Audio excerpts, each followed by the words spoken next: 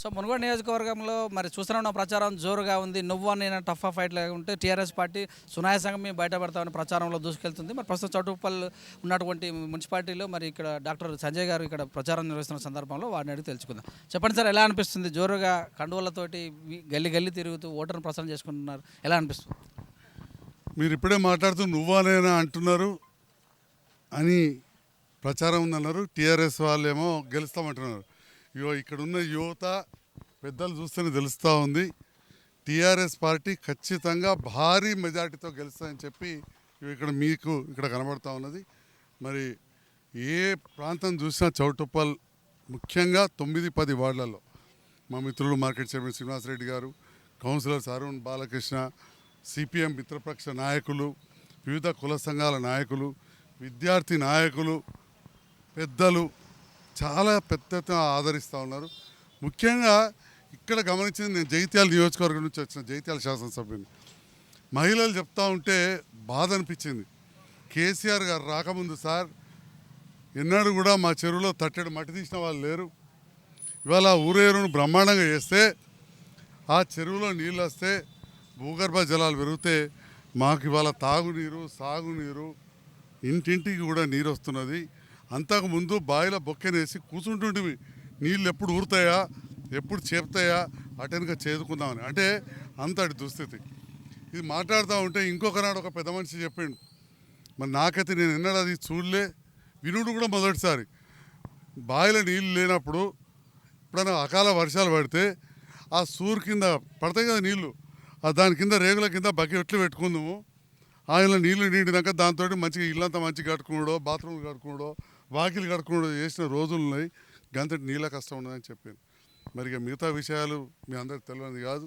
ఎన్నో సంక్షేమ పథకాలు, విద్యార్థులకు ఫీజు రీయింబర్స్మెంట్ కావచ్చు, చౌటుప్పల్ మున్సిపాలిటీ అవ్వడం కావచ్చు, చౌటుప్పల్ రెవెన్యూ డివిజనే ఇక్కడనే ఆర్డీఓ, ఇక్కడనే డిఎస్పీ, ఎన్నో అధికారులు రెవెన్యూ డివిజన్ కావాలని చెప్పి ఎన్నో ఉద్యమాలు జరుగుతాయి. అటువంటి చౌటుప్పల్ ఇవాళ రెవెన్యూ డివిజన్ అవ్వడం, మున్సిపాలిటీ అవ్వడం చాలా అభివృద్ధి జరుగుతూ ఉంది. దాంతోపాటుగా చాలా పరిశ్రమలు వస్తున్నాయి. పరిశ్రమలు ఎప్పుడు వస్తాయి? మంచి కరెంట్ ఉంటే, నీళ్లు ఉంటే, శాంతి భద్రతలు ఉంటే వస్తాయి. ఇక మన ముఖ్యమంత్రి గారు నీళ్ళిచ్చుడు, కరెంట్ ఇచ్చుడు, శాంతి భద్రతలు, యువనాయకుడు కేటీఆర్ గారి ప్రత్యేకమైన దృష్టి మన మల్కాపూర్లో పెట్టడంతో దాదాపు 600 ఎకరాలలో వందలాది పరిశ్రమలు వస్తున్నాయి. కొన్ని వేల మందికి ఉపాధి కలుగుతుందని చెప్పి ఈ యువతకు ఒక భరోసా కలిగింది. ఇవన్నీ కావాలంటే కూడా ఇంతకుముందు చెప్పిన నీళ్ళతో పాటు కరెంటు. అందుకే ఇవాళ తెలంగాణలో ఎక్కడ లేని పరిశ్రమలు వస్తున్నాయి. హైదరాబాద్ చుట్టుపక్కల ప్రాంతాలు, మా ప్రాంతంలో కూడా ఇవాళ రైస్ మిల్ ఇండస్ట్రీ అనేది ఒక గొప్పగా నడుస్తుంది. దానివల్ల ఉపాధి పెరుగుతుంది. కాబట్టి ప్రజలు సంక్షేమం, అభివృద్ధి రెండూ ఉన్నాయి. కాబట్టి పూర్తి స్థాయిలో భారీ మెజార్టీ ఇస్తానికి సిద్ధంగా ఉన్నారని చెప్పి తెలియజేస్తున్నాను. కేటీఆర్ గారి రోడ్ షో కూడా ఉంది, దాని గురించి ఎలా ఉంది, ఎలా సమస్య వస్తారు, ఏం చెప్పబోతారు? కేటీఆర్ గారు ఏం చెప్తారని నేను చెప్పలేను, కానీ కేటీఆర్ గారు వస్తున్నారు, మేము వస్తాం, అందరం వస్తాం, మమ్మల్ని తీసుకెళ్ళండి, సమయం చెప్పండి అని చెప్పి మేము తిరుగుతున్నప్పుడు చెప్తున్నారు. అందరు కూడా 4 గంటలకు వస్తారు. మనం 3 గంటల వరకే భారీ ర్యాలీగా వెళ్దామని చెప్పి అందరికి చెప్పడం జరిగింది. స్వచ్ఛందంగా వేలాది మంది వస్తారు. నాకు తెలిసి ఏ ప్రాంతం కూడా సరిపోదు ఇక్కడ వారి మీటింగ్. మీకు కాంగ్రెస్ పతనమే బీజేపీ అనిపిస్తుందా? అసలు రెండూ కనబడతలేవు. మెజారిటీ అయితే టీఆర్ఎస్ చెప్తున్నారు. ఆ రెండు మేమంటే మేమని వాళ్ళకి వాళ్ళు పోటీ పడుతున్నారు. రెండవ స్థానంకు, మొదటి స్థానం మాదే. కాంగ్రెస్ చీల్చే ఓట్ల పైననే టీఆర్ఎస్ గెలుపాలంటూ ప్రచారం చేస్తున్నారుగా. అసలు కాంగ్రెస్ని చీల్చుకొని రాజగోపాల్ రెడ్డి అన్ని పదవులు అనుభవించి ఇప్పుడు భారతీయ జనతా పార్టీలోకి పోయిండు.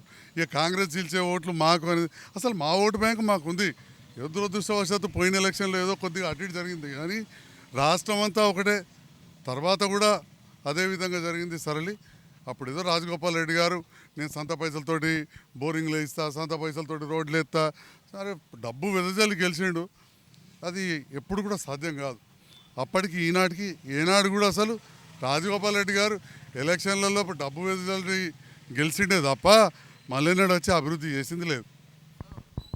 కూసుకుంట్లో గెలిస్తే 100లో ఒక్కడు అవుతారు, నేను గెలిస్తే డైనమిక్గా మరి కేసీఆర్ గారిని ప్రశ్నించే తత్వం ఉంటుందని ప్రశ్నించే గొంతుకని చెప్తున్నారు. చూడండి, ఇదంతా చేతగాంతనము, లేదా వాళ్ళ పక్క వ్యాపారవేత్త మాట్లాడే మాటలు వాణి. ఎక్కడికక్కడ మాట్లాడతారు వ్యాపారవేత్తలు. 1000 కోట్ల కాంట్రాక్ట్కి పోయినా అని చెప్పి వారే చెప్పుకొని ఇంకా ప్రశ్నించేది ఏముంటుందండి? ప్రశ్నిస్తే పనులు అవుతాయా? జగిత్యాలకు మెడికల్ కాలేజ్ వచ్చిందంటే నేను అడుగుతాయింది. జీవన్ రెడ్డి గారు ప్రశ్నిస్తాయిందా? జగిత్యాలకు నర్సింగ్ కాలేజ్ వచ్చిందంటే మేము అడుగుతాయింది. ఆయన ప్రశ్నిస్తాయిందా? 25,000 ఎకరాలకు మరి స్వతంత్రం వచ్చినప్పటి నుంచి జగిత్యాలలో 25,000 ఎకరాలలో పొలం వేస్తారు. ఇవాళ కేసీఆర్ గారి నాయకత్వంలో మరి నేను శాసనసభ్యుని అయినా ఈ 6 ఏళ్లలో 25,000 ఎకరాల నుంచి 65,000 ఎకరాలకు వరి పంట పండుతున్నారు జగిత్యాల నియోజకవర్గం. మరి ఇక ఇవన్నీ ప్రశ్నిస్తాయినాయా? అభివృద్ధి చేస్తే అవుతాయి, పని చేస్తే అవుతుంది. ఏం చెప్తారు మీరు ఇన్ఛార్జ్ ఉన్నటువంటి వార్డు సభ్యులు? స్థానిక నాయకత్వాన్ని మేము కలుపుకొని పోతున్నాం. మా టీఆర్ఎస్ నాయకత్వం ఇక్కడ చాలా బలంగా ఉన్నది. ఇప్పుడే మీరు చూసిన మార్కెట్ చైర్మన్ గారు, మా మైనార్టీ నాయకులు వీళ్ళందరూ ఉన్నారు. పక్కనే 10వ వార్డులో కూడా టీఆర్ఎస్ కౌన్సిలర్ ఉన్నారు. సిపిఎం కూడా చాలా బలంగా ఉంది. మాజీ ఎంపీటీసీ కూడా మా మిత్రపక్షం. అందరం కలిసి భారీ మెజార్టీ ఇస్తామని చెప్పి చాలా భరోసాతో ఉన్నారు స్థానిక నాయకులు. నేను ఒక పెద్దన్నలాగా పర్యవేక్షిస్తున్నా అంతే తప్ప ఇక్కడ స్థానిక నాయకులు చాలా కష్టపడి యూత్ అంతా వాళ్ళే కదా, మొత్తం యూత్ ఈ సీనియర్ నాయకులు వీళ్ళందరూ కూడా వివిధ కుల సంఘాలకు సంబంధించిన వర్గాలకు సంబంధించిన అంతా స్థానికులే. మేమేదో అట్లా చూస్తున్నాం అంతే. యాదవ్ సోదరులకు మరి గొర్రెలు ఇస్తుంది కానీ ఇచ్చేందుకు బీజేపీ వాళ్ళు ఫ్రీజ్ చేశారు అని తలసాని శ్రీనివాస్ యాదవ్ అంటారు. నిజమేనా?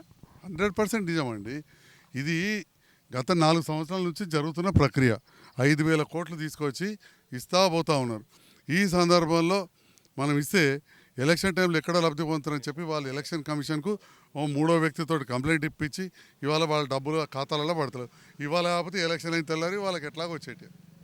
ఆఫీసర్ పైన కూడా ఈసీ కొరడా చూపెట్టింది. మరి దీన్ని ఎలా చూడాలి? గుర్తుపైన వాళ్ళ అధికారం వాళ్ళ చేతులు ఉన్నది, ఏదైనా చేస్తారు.